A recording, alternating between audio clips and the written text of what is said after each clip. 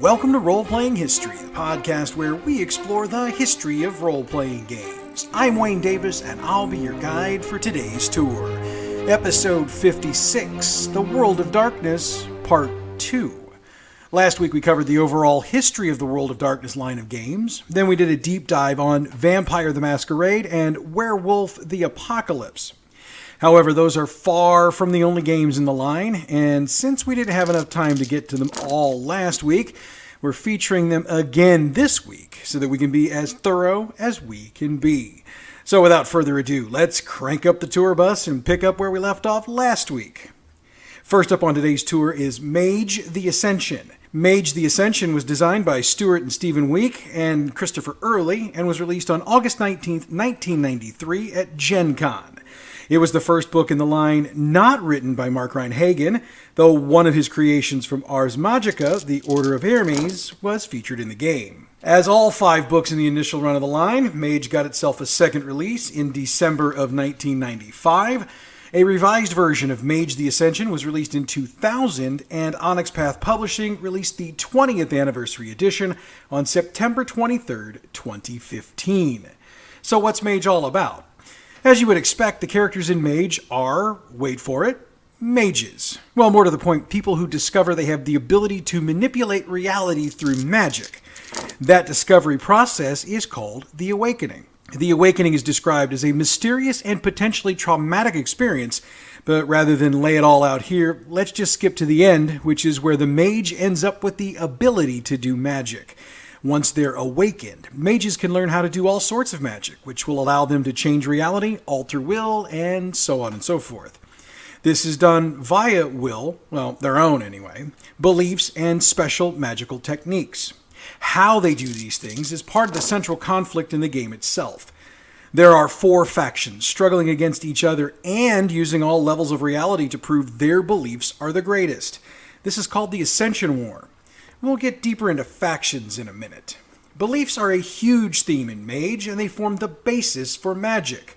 The techniques used to cast spells have a wide range of variants, from ancient shaman style to medieval sorcery to religious miracle working to science or science fiction technology.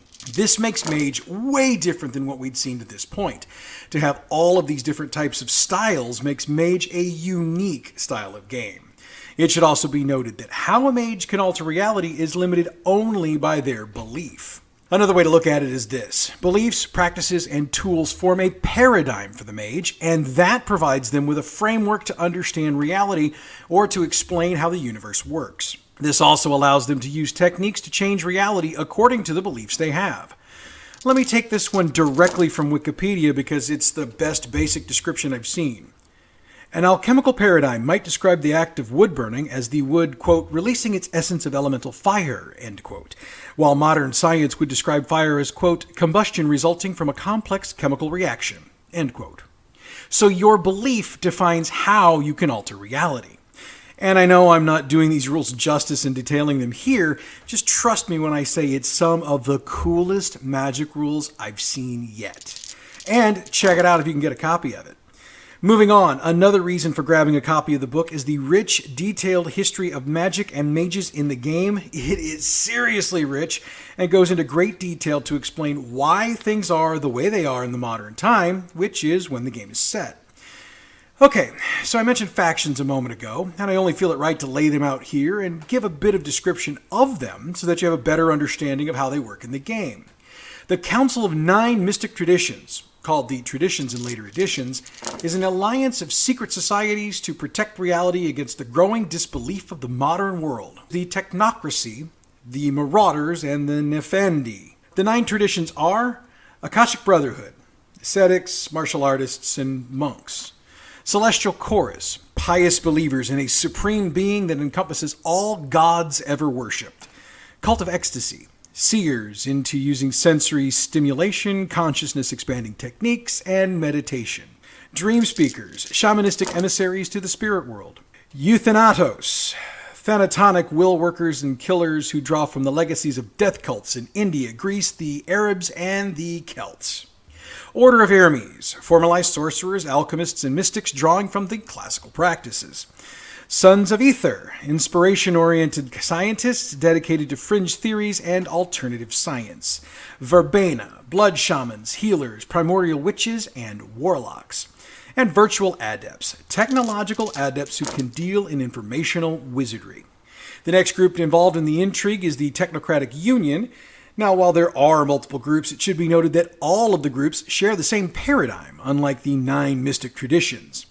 The groups are the Technocrats of Iteration X, which are experts in the area of physical sciences, Technocratic Progenitors, masters of the biological sciences, Technocrats of the New World Order, they maintain control of information and knowledge, Technocrats of the Syndicate, control the flow of money and power, and Technocrats of the Void Engineers. They are explorers of the unknown. Next up are the Marauders. They are typically chaos mages and also typically insane. Needless to say, everything they do is the antithesis of what other mages would do, and they're believed to be foul, profane, and, well, you know. Last up are the Nephandi. The Nephandi are, for a lack of a better word, the bearers or representatives of entropy. They're morally inverted and spiritually mutilated. In other words, they are intentionally taking actions to make the world worse and bring on its ultimate end. There's a bunch of fun guys right there, don't you think? I could get more into the spheres of magic and sigils, but I think we've presented enough here to whet your appetite. I do want to close out this section by noting that Mage the Ascension got an average of 8 out of 10 for reviews and even won the Origins Award for Best Role-Playing Rules of 1995. Next up, we take a look at the 4th book in the initial line, Wraith the Oblivion. Wraith was written by Mark Ryan Hagan and was originally published and released on August 18, 1994, as a part of White Wolf Publishing's presentation at Gen Con. As with the other 4 books in the original line, Wraith got a 2nd edition, which was released on August 8, 1996. Just like the first release, this 2nd edition also got a prime release at Gen Con. At some point during the life of the game, Sam Chup and Jennifer Hartshorn were brought on board to handle producing materials for the line. Most gamers and reporters on the tabletop role-playing game business have reported and agree that Wraith was the least successful, both commercially and popularly, of the entire line, and its production was suspended permanently in 1999. However, when the time for a 20th anniversary edition of the game came along, Wraith wasn't left out of the celebrations. Onyx Path Publishing, which had obtained the licenses for the World of Darkness at the time, used a very successful crowdfunding campaign to publish Wraith the Oblivion 20th Anniversary Edition on August 8, 2018. Over the lifetime of the game, it has been supported, as all games in the line, with a line of supplemental books and materials, and these releases expanded on the game's mechanics and setting. Now, some of you may have heard of the various guild book titles as they broke down the various Wraith guilds, locations in the setting, various character types, and some generic style game guides. The overall concept for Wraith is a pretty dark one. The characters have recently died and find themselves in the afterlife. However, it isn't a pleasant one. So they have a choice to make. Try to find the way to ascend into the true afterlife, which is called transcendence in the game, get themselves involved in the politics of the citizens of the afterlife, or succumb to the oblivion, which is dreaded by all of the newly deceased as it devours your soul. It needs to be noted that wraiths draw strength from whatever passions that are holding them to the living world. So to say that in English, each character has what's defined as a fetter, which represents an object, place, or person that binds them to the world of the living. And it's a passion, which is an emotion they haven't resolved. Also, each character has a shadow, which is a secondary personality that's doing everything it can to have the wraith self-destruct. I said this a lot last week, but I'm only going to say it once this week. None of these games in the World of Darkness are for younger kiddos. If you want to play a game with your young kids, I'd suggest a game of Toon instead. Just saying. So, we discussed the afterlife being the setting for Wraith the Oblivion. However, the afterlife of the game is divided into 2 main regions. The Shadowlands, which is a darkened reflection of the living world.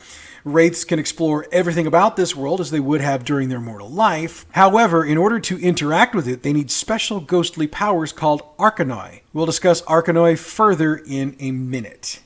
The other region, which goes deeper into the underworld as it were, is called the Tempest. Much like the water-based name Sharer, this version of the Tempest is a churning sea, but not of water. There are islands of stable reality in there, but there are all kinds of politics and fighting going on there. I mean, there's a ton of political intrigue going on in The Tempest, which would make it tempting for a storyteller to base their story in. There's a lot more going on with the background here, but I think the basics are enough to make the point that I wanted to make. If it interests you, again, pick up a copy of the game. All right, so with the background out of the way, let's get into the system itself. First off, we discussed the overall game system itself last week, so let's just agree right now that unless I specifically give a difference between one of these games and Vampire the Masquerade, assume you mechanically play it the same way. So, let's get into the Wraith-specific stuff. Pathos, Corpu, and Arcanoi are very important parts of the Wraith system. Pathos can be best described as an emotional energy. After all, the characters are dead. Pathos is obtained by the Wraith drawing on their passions, which we detailed a few minutes ago. The Pathos gained can and is used to power their Arcanoi abilities, to help resist their shadow, and to heal their Corpus. Corpus is the Wraith equivalent of health. Since the Wraith is dead, physical damage doesn't really apply here. Corpus is a representation which gives an ability to maintain their physical integrity. Needless to say, if the Corpus falls to 0, the Wraith might have to undergo a harrowing, which is a fight between the Wraith and its shadow for control. Finally, there's Arcanoi. These are the magical abilities Wraiths can use. However, there are guilds that specialize in the use of the powers. It should be noted that guilds are against the law, but they still exist in secret, and characters can be in one of these with storyteller approval. So, here are the Arcanoi. Oh, and I'll name the guilds who specialize in them. Inhabit, the possessing of inanimate objects, the Artificer's Guild. Keening, inducing emotion through song, Chanteur's Guild. Argos, underworld travel, focusing on the Tempest, Harbinger's Guild. Pandemonium, consider this to be traditional shenanigans. The Haunter's Guild. Molliate, bodily transfiguration, Masker's Guild. Lifeweb, manipulate fetters and their connections to the Wraiths possessing them, Monitor's Guild. Fatalism, reading a Wraith's past, present, and future, Oracle's Guild. Castigate, taming the shadows of other Wraiths, Pardoner's Guild. Embody, manifesting in the mortal world, Proctor's Guild. Puppetry, possessing mortals, Puppeteer's Guild. Phantasm, interacting with mortals' dreams, Sandman's Guild. Outrage, use of telekinetic force, think poltergeists, Spook's Guild. Usury, manipulating and drawing on the emotional power of Pathos, it's the Usurer's Guild. As you can see, each Arcanoi has its own guild that specializes in it, so there's lots of options if you want to use them in your own game. Reviews of Wraith the Oblivion were positive, with overall reviews averaging about 8.5 out of 10. However, those reviews didn't lead to a lot of award nominations or wins. So let's move on to the fifth and final book of the original 5. Changeling the Dreaming was written by Mark Ryan Hagan and released by White Wolf at Gen Con in July of 1995. In 1996, it got a Player's Guide supplement, which brought more abilities, legacies, flaws, and merits to the game to expand the options for players. The second edition of the game was released at Gen Con on August 7th, 1997, and the 20th anniversary edition was released on September 13th, 2017. It's a very basic history of the creation, but we covered a lot of the background in the overall rundown of the World of Darkness in last week's episode. The characters in Changeling are playing Fae. Now, there's a lot of material that's been written over the years about Fae. For the purposes of Changeling, let's just agree that Fae are creatures of dreams who draw magical power, as well as their very existence from glamour, or dreams of mankind. That being said, while a Changeling is typically a fairy child swapped for a human baby, in this game a Changeling is a Fae soul born into a human body. What happens is that right around the time of puberty, if not a bit before, they undergo what's called the chrysalis, which is the magical awakening of the Fae soul. So once that happens, the character now exists in both the real world and the Fae world at the same time. Changelings are part of what's known as a kith, which is basically different species or types of Fae. And to top that off, each Changeling is part of what's called a seeming, which is a grouping by age. Now, fans of the Dresden Files series of books are aware of the Seelie and the Unseelie Fae. In Changeling, they also exist. The Seelie court are what would be seen as the good guys. They're the peacekeepers, protectors of the weak, and they hold to the ideals of chivalry. They also want to see the mortal world and the Fae world join together. They also have a code they follow. death before dishonor, love conquers all, beauty is life, and never forget a debt. The unseelie court are basically the opposite side of the fey coin. Everything the Seelie court stands for, the unseelies want to mock and or undo. They are fans of chaos and change, and they have a code of their own that they follow. Change is good. Glamour is free. Honor is a lie. Passion before duty. Again, if you've read the Dresden Files, all of these should sound familiar, and they're not all that different here. Now let's take a quick look at the standard kiths of Changeling. Boggin, workers and busybodies. They would be the house fairies and gnomes. Think Dobby from Harry Potter. Eshu, African or Indian spirits. They're the travelers, storytellers, and adventurers. Knocker, that's N-O-C-K-E-R. Technological beings like dwarves and gremlins. Oh yeah, these aren't your D&D dwarves, by the way. They're a little more Shadowrun, in my opinion. Puka, the tricksters, shape changers, and animal spirits. Redcap, murderers and cannibals, monsters and hobgoblins. Again, the Redcap has appeared in Dresden and is very much the same as Redcaps in this game.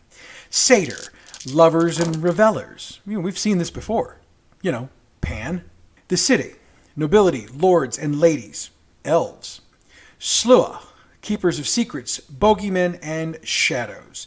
And finally, Troll, honor-bound warriors, titans, and giants. Now, there were a ton of changes made through the various editions, but these held pretty much true throughout the history of Changeling.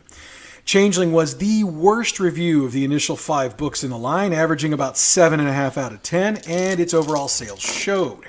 Next up on the tour, we take a quick detour to look at the 3 alternate versions White Wolf released before they got back into the unique games for the line. First up is Vampire: The Dark Ages. Written by Jennifer Hartshorn and Ethan Skemp, it was based on the framework established by Mark Ryan-Hagan, who also gets a designer credit, and was released in March of 1996. The game is initially set in medieval Europe in 1197. However, the second edition, titled Dark Ages Vampire and released in 2002, sets the game in 1230. But this game also got a 20th anniversary edition on July 29, 2015, and they set their game in 1242. Whichever version you're using, the idea is the same. The designers chose a particular year of medieval history in order to be able to more tightly fit the vampire system into it. One major change between Dark Ages and Masquerade is that in Dark Ages, pretty much everybody knows that vampires exist. This would be because towns were a lot smaller during medieval times. This also means that it's really hard for vampires to hide their actions, so it takes a whole lot more to be able to do that. However, vampires hold a lot of power in this version, but that's all balanced by all of the other beings of the World of Darkness, such as werewolves, changelings, wraiths, and mages, because they also show up in this version. In other words, it's a World of Darkness soup set in medieval times. Reviews for Vampire Dark Ages were decent, as it averaged about 7.5 out of 10, and it sold well enough for the various editions to be released. Insofar as gameplay style and mechanics, they stay pretty much the same as in Masquerade. Alright, the second alternate version we're looking at is Werewolf: The Wild West. Designed by Justin Achille and Ethan Skemp, the book was released on May 30th, 1997. The overall idea was that this version of the game takes place during the entirety of the Wild West period of American history. The one change to the basics of werewolf in this version is that the characters are werewolves from various Native American tribes, and they're defending what they call the Pure Lands from the Storm Eater, which is a bane set to corrupt it. This version got 6 supplements before it was discontinued in 1999. However, in 2014, Onyx Path Publishing released an expansion pack which allowed for players to basically port this game into the 20th anniversary edition of Werewolf: The Apocalypse. Reviews of this game were good, if you were a player who'd never played Werewolf: The Apocalypse. Those players and reviewers gave an average of 7 out of 10. However, reviews from gamers who'd actually played the original version, not so good. It averaged about 2 out of 10. One of the biggest complaints was that the developers used too broad of a time span, which resulted in too much information needed in order to play the game appropriately. This was also major when you compared it to Vampire Dark Ages, which was set during a single year. The third and final entry on this list is Mage: The Sorcerer's Crusade. Designed by Phil Bricado and Rachel Udell, this version of Mage was released in 1998. Much like the previous two items on this list, Mage the Sorcerer's Crusade has a different setting than its original. This version of Mage is set during the Renaissance, and this version focuses on the very beginning of the fight between traditionalists and technocrats, which was spelled out in the original version of Mage.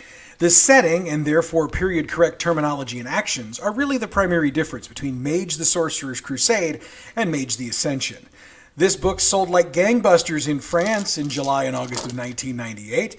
However, that's pretty much the only place it sold well.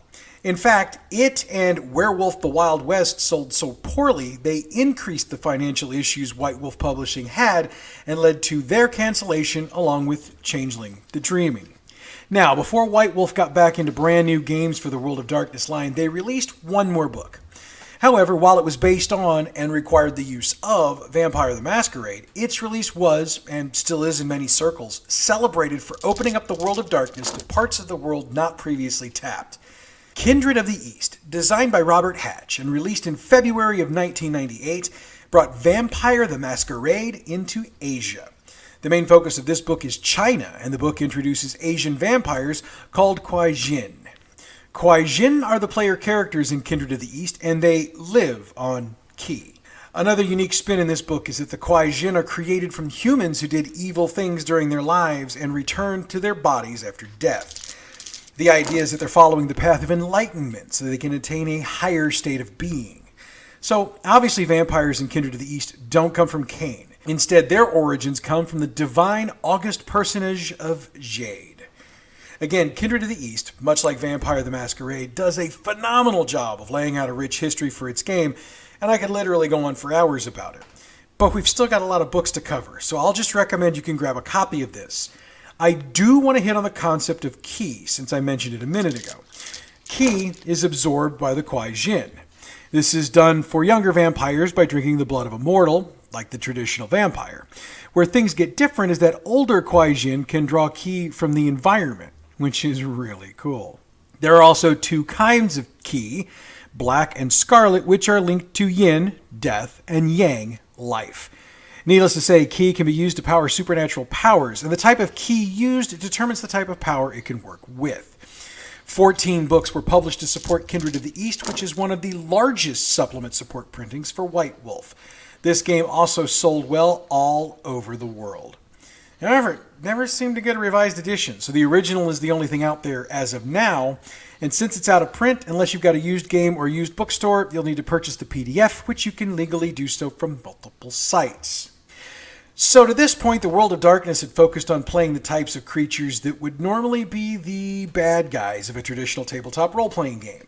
The next release changed that up a bit. Hunter the Reckoning, designed by Andrew Bates, Phil Bricado, Ken Cliff, Greg Fountain, Ed Hall, Jess Heinig, Michael Lee, Richard Thomas, Mike Tinney, and Stuart Week, was released in November of 1999. The inspiration for the game came from the ending of Wraith the Oblivion, which was called Ends of Empire. The TLDR on that is that the underworld was engulfed and overwhelmed, which led to a huge increase in the number of spirits and zombies in the real world. So, bring on the hunters. Hunters are regular vanilla humans who become aware of those things that go bump at the night. You know, vampires, werewolves, goblins, ghosts, yada, yada, yada, yada. They decide to fight back and become monster hunters. Now, in the original edition of the game, they learn of the supernatural from voices called heralds or messengers, which would also imbue them with insight and power. However, in the just released 5th edition, which we'll get to in a minute, hunters don't get imbued. In the new edition, hunters are a bit unorganized. They don't have the knowledge of the supernatural as they did in the first edition, so they have to lean on each other for information. Because, as has been the case through both versions, the rest of the world has no clue about the supernatural. In 5th edition, though, they do have HunterNet, which is an anonymous internet forum they can use to share what information they have. Now, when creating characters, the player chooses a creed. They are, and I'm not going to get into definitions because I think it's pretty self-explanatory, Avengers, Defenders, Hermits, Innocents, Judges, Martyrs, Redeemers, Visionaries, and Waywards. Each of these creeds have their own philosophies that shape how they relate to the hunt and what their weaknesses are. And by the way, if you watch The Walking Dead, I can guarantee you'll find an example of each of those creeds during the show. But I'm going to let you decide who goes where. The overall mechanics of the game, like every other game in the line, run off of Vampire the Masquerade with a few adjustments made for the specifics of Hunter. So, I mentioned the 5th edition a few moments ago. First off, while it's called the 5th edition, it's actually only the second core book. They chose 5th edition because all of the other titles are on that edition number. Also, the publishing studio for this edition is Renegade Game Studios, and Justin Achille gets designer credit on this one. And for the record, the new edition just dropped as of the recording of this show. It dropped on June 3rd, 2022, and it should be available at a game shop near you. And if you're curious about how well Hunter sold or about how popular it was, I should point out that the first edition of the game got 24 supplements produced for it, and it sold consistently well around the globe. Reviews were consistently in the 8 or 9 out of 10 range, and critics tended to enjoy it, even if some felt the need to nitpick the most minute of details. Alright, so after switching gears and being the hunter instead of the hunted, we're going to go back to being supernatural. Mummy the Resurrection was released on March 19th, 2001. There were 14 creators listed for the game, including Justin Achille, the Week Brothers, Jim Looking Eagle Estes, and Graham Davis. Now, the reason there were so many listed creators is that this wasn't the first edition of Mummy ever seen in the World of Darkness. However, the first 2 versions were softcover supplements for Vampire the Masquerade, which played off the rules and settings as they were set up there. This time, the game and the setting are all set up for the mummies, instead of squeezing them into a vampire-based game. Now, it does have a modern setting, but the mummies are resurrected from way back in the day and are trying to live and survive in the modern world. For the record, these mummies are referred to as Amenti, which were a new creation for Mummy the Resurrection. So, mummies are created from the spell of life given out by Osiris. The type of mummy that rises after the spell is cast depends on the combination of Tem-Ak, or spirits from their first life, that combine with the Nehem-Sen, which are spirits from their second life. Needless to say, all mummies in this game are in their third life. There are 5 types of Tem-Ak. Ka, the part of the soul that protects the body. Ba, grants strength of character and free thinking. Sahu, drives the morality of the person. Q, drives creativity and inspiration. Kaibit, generates drive, ambition, and aggression. There are also various types of resurrected mummies. Tomb Watchers, Scroll Bearers, Night Sons, Spirit Scepters, Unbandaged Ones, and Judged Ones. Now, normally I would have given you a brief explanation of each of these, but the sources I was using to gather the information were contradictory, and to me they didn't make a lot of sense. So I'll list them, and if you're curious, pick up a used copy of the game or a PDF. What I do have information on are the 6 paths of magic and sciences in the game. Called Hekau, they dictate or guide the basic specialty of a mummy. Alchemy allows the creation of potions, poisons, and cures. Amulets, creation of charms for protection and ability boosts. Celestial, command nature, alter fate and fortune. Effigy, create artifacts that come alive and serve the creator. Necromancy, influence the underworld and the dead. Nomenclature, mastery of the language of the divine. There are also multiple resurrection factions in the game. They are the Cult of Isis. They worship, wait for it, Isis. To them, Amanti are the chosen of the gods. Children of Osiris. Once vampires, they were cured by Osiris. Shemsu-Heru follow Horus the Avenger. Eset-A, dedicated to finding all of Osiris's body parts and restore them to the land of the living. Eshuki Corporation. They're used to build a better world. By the way, in case it wasn't obvious, there's a lot of Egyptian influence on this game. Yeah, I know. Thank you, Captain Obvious. The game got decent reviews, averaging around 7 out of 10, and it sold fairly well as well. However, this version of the game got the 1 version and not a lot of supplements to support it. Next up, Vampire got yet another alternate setting. Victorian Age Vampire was designed by Justin Achille, Craig Blackwelder, Brian Campbell, Will Hindmark, and Ari Maramel. It was released to the world on September 30th, 2002, and dropped the vampire game we all know and love into the Victorian era of Europe. To be more specific, the game plays out during the years 1880 to 1887. This range of years was settled on after the debacle of Werewolf the Wild West previously. Now, I said the game was focusing on Europe, but there are also parts of it in India, Africa, and the United States. Also, to play this game, you need either Vampire the Masquerade or Dark Ages Vampire. The developers decided to focus more on the changes to the game for the new setting and decided they could use the same core mechanics from those games. In this version of the game, we begin to see some of the changes from the medieval setting of Dark Ages that would continue into the Masquerade. Vampires have stopped lording over humans and have instead fallen back into the shadows, attempting to hide themselves from humans in the hope that their existence would no longer be a given. And for the most part, it's been working. In this setting, most people think vampires are just a dark tale. They fear them arriving in the night, but most people believe they don't exist. The bad guys in this game, aside from the various clans and sects of vampires, are witch hunters, the Inquisition, because nobody expects the Inquisition, secret societies, sorcerers and witches, werewolves, fae, and ghosts. Oh my. The inspiration for this game came from Gothic literature, and in fact is the main theme of the game. Other themes from Victorian times included in the game are British imperial oppression, social reform, and sexual repression. Yay. The system got 2 supplements released for it in its lifetime, but much like other releases, it didn't get another edition. However, it was fairly well reviewed, with an average of 7.5 out of 10. It also sold fairly well, and inspired future supplements for the Vampire line, with some of their characters being used in the 2020 supplement Fall of London for Vampire the Masquerade. Next up on our tour is Demon the Fallen. Developed by Michael B. Lee, Steve Kenson, Lucian Solban, Greg Stolze, and Adam Tinworth, it released in November of 2002. The characters in Demon are literally demons, fallen angels who were condemned to hell after the long war with heaven. The idea of Demon the Fallen is that due to a whole lot of other things going on in the world of darkness, the gates of hell have weakened, allowing the weakest of the fallen to escape. However, there's a catch. If they want to survive and continue to exist on Earth, they must find a suitable host. What constitutes a suitable host? I'm glad you asked. Bodies with weak souls.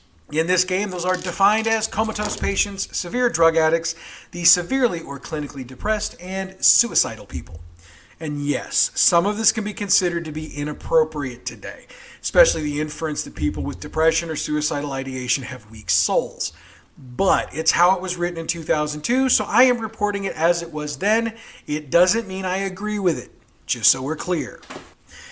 So what we get once the demon enters the body is one body with the demon in control, following its own agenda while still trying to manage the life of its host. Of course, they're bound to demonic superiors who have their own agendas that they need the demon to follow. The fallen, or demon, is protected from the full memory of their torment in hell primarily because they're screened by the memories and feelings of the mortal soul they replaced. In some cases, those are almost as bad. The primary antagonists of the game are the numerous other demonic spirits that have escaped over the centuries, a variety of human enemies that recognize them for what they are, and all of the other creatures of the world of darkness. Okay, so with the background covered, let's get into the specifics of the game. At character creation, all characters must choose a house and a faction. They also have special magical powers they can use called invocations or lore. There are 2 lores that all demons can use.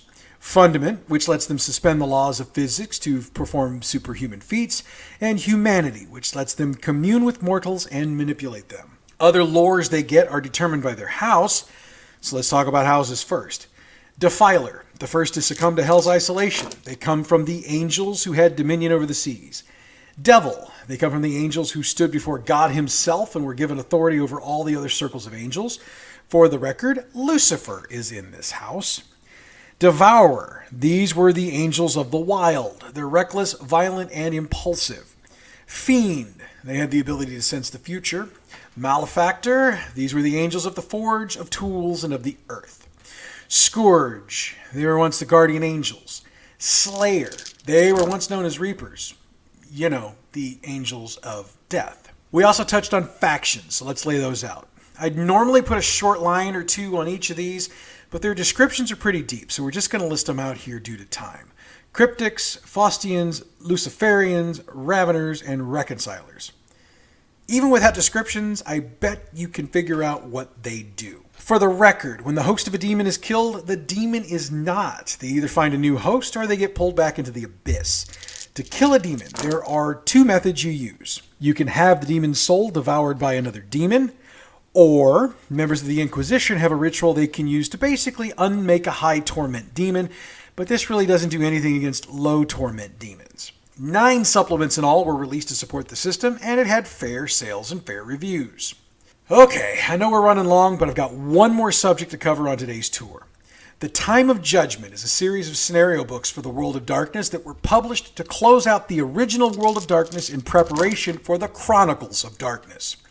There were 4 hardback books released in the line, one each for Vampire the Masquerade, Werewolf the Apocalypse, and Mage the Ascension, and one book that covered all of the other settings in the line. Vampire Gehenna released in January of 2004 and provided 4 scenarios to help end a Vampire the Masquerade game. Wormwood, which is a take on Noah's Ark, Fair is Foul, which brings Lilith into the fight against Cain, Nightshade, which ties together a whole lot of small meta-plot hooks and brings Saulot into the game, and Crucible of God. This is definitely post-apocalyptic, and it rewrites the world. Werewolf Apocalypse dropped in February of 2004, and it also had 4 scenarios. The Last Battleground, which painted the apocalypse as a great battle in the spirit realm. A Tribe Falls, covered what would happen if one of the existing tribes fell, quote, to the worm, end quote. Weaver Ascendant. The Weaver is the source of all problems in the cosmos, so the characters have to deal with it. And Ragnarok. A giant asteroid hits the world, and it's all in against the forces of the worm. Mage Ascension released in March of 2004, and it had 5 scenarios to draw from. Judgment ties a whole lot of strands together and allows all of the characters to ascend. The revolution will be televised. Civil war in the technocracy. The earth will shake. See the Ragnarok entry from Werewolf, though adjusted to the mage system. A whimper, not a bang. A previously unknown alien life form consumes the world's magic, which makes mages extinct. And hell on earth. What happens if the Nefandi win the battle? Time of Judgment released in March 2004 and provided 3 or 4 scenarios for Changeling the Dreaming, Demon the Fallen, Hunter the Reckoning, Kindred of the East, and Mummy the Resurrection. Obviously, Wraith had already been canceled by this point, so they didn't get an ending scenario. It should also be noted that Mind's Eye Theater, which we've addressed a few times over the course of the show, it was the LARP version of the game, it also got its own set of endings called the Laws of Judgment. Now, once these books were released, that was supposed to be it for the World of Darkness line. However, as we've seen over the course of the past couple of shows, it just keeps coming back. But not before the Chronicles of Darkness got their shot. And that's going to bring this week's tour to a close. So, next week, it's going to actually be our first 3-part episode. Part 3's coming up. We're going to cover the entire Chronicles of Darkness. I don't care how long I got to go. We're wrapping this up in 3 episodes. Of course, I encourage you to check out our other podcast, Bad GM's Campaign Build Along, which is available wherever you get your podcasts. In this week's show, we build on the massive combats we had in the last episode, and I lead you through what happens next. Also, my group didn't play last week, so there's no campaign recap. That means this episode is creation only. The music we use for this show comes from Pixabay.com. Check them out for license-free, royalty-free music for your next project. Roleplaying History is a production of Bad GM Productions. Check us out on Facebook at facebook.com/badgm productions, Twitter at badgmp, YouTube Bad GM Productions, Twitch Bad GM, and you can email us at badgmproductions@gmail.com. Next week, we close out our massive look into the various books of the World of Darkness by dropping into the Chronicles of Darkness. That might just run longer than we did this week. That means I'm going to need a couple monsters before I do that one. But that's next week. Until then, I'm Wayne Davis, and your Role-Playing History.